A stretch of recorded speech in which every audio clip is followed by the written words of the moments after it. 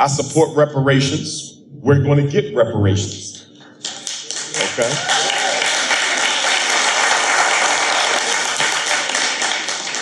But I got 5 issues with the reparations movement. Okay, can we hear them? Issue number 1. I haven't seen any accounting with regard to the psychological damage that was done to African people. All I see is a focus on 243 years of unpaid labor. That's important, but that 243 years of unpaid labor is nothing compared to 400 years of psychological terrorism. Yes. Where is the accounting for the psychological damage?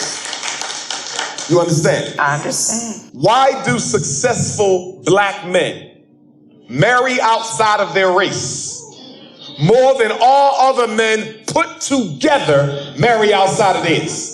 Psychological terrorism of white supremacy. Why do most black women feel in order to be beautiful, they got to put somebody else's hair on their head? That's psychological terrorism. Why do successful black people feel they have to live in a white suburb to feel like they've made it? That's psychological terrorism. You see, that is the continual residual side effects of ma'afa, i.e. post-traumatic slavery disease. You can pay us for 243 years, but that does nothing to undo the mental side. We need an accounting on the psychological damage that was done to the African, and that psychological damage is worth 100 times more than the unpaid labor. Number 2,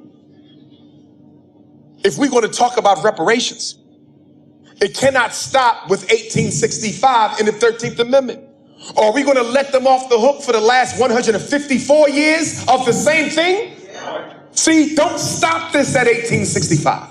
Bring it all the way up to 2019. And one of the things that must be accounted for and restored and repaired is the fact that white folks have stolen tens of thousands of acres of black land in this country at gunpoint that we are entitled to get back. So where is the conversation about returning the stolen lands back to black folks? See, we dealing with gentrification, right? They pushing us out our neighborhood. But how much of those neighborhoods they pushing us out of were actually owned by black folks 100 years ago? There must be a reclamation of the land. Next, I haven't seen anybody mention the Arabs and the role that they played in the slave trade. The Arabs were trading slaves before the white man, and they still trade them to this very day. Are we only dealing with the British? What about the Arabs? Deal with everybody. Right. Next, there was one slavery, but all of the reparations movements are divided like tribes. There's an English reparations for the slaves of Europe. There's a North American reparations for the slave of America. The Caribbean have their own reparations. Africa got their own Why do you have all these different reparations movements when there was one slavery that took us from one place? The reparations movement needs to be unified or it will fail. Why? Because the slave master will play us against each other so none of us get nothing. Let me give you an example.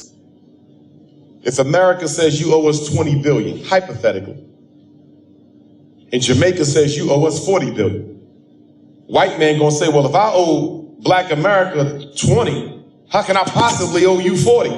In other words, if we don't collaborate with the arguments, they'll be able to expose contradictions in all of our arguments and none of us will get nothing. So there must be a unity of movement. Last thing,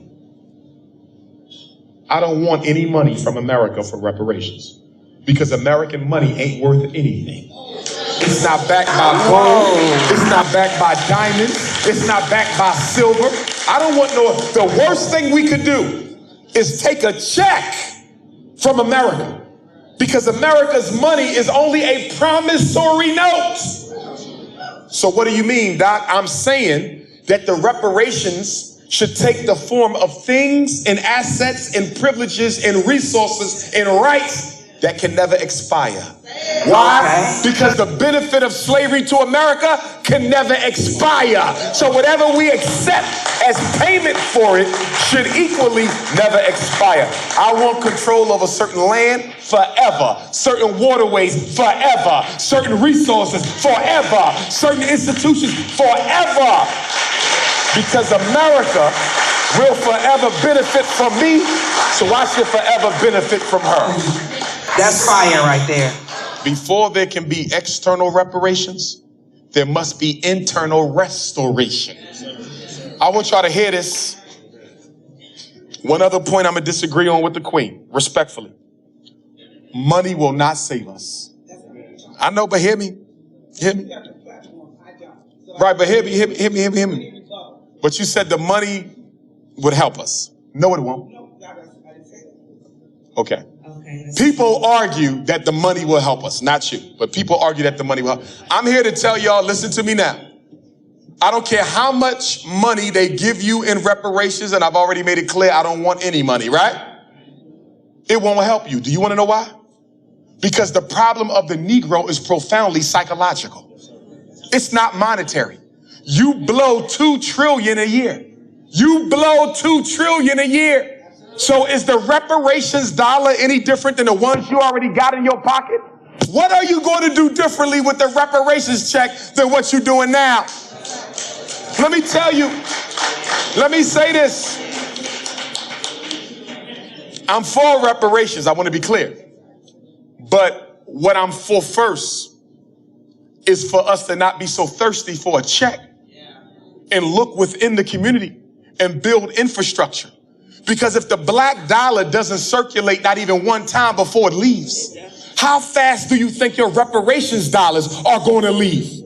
Do you realize we don't have any infrastructure or businesses to trap the money?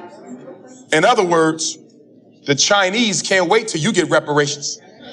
Mercedes-Benz can't wait till you get reparations. I heard they're going to open up a reparations hair store and have a reparations weave sale. I heard Foot Locker gonna have an Air Jordan reparations special for all you Negroes. Because as soon as you get your check, you're gonna take it straight to white folks and Chinese. All I'm saying is, we're entitled to it, we will get it. But I would hope that we would care enough about our great-grandkids to build the infrastructure that can trap the money inside before we get it. Otherwise, we're going to blow it, and we only got one chance.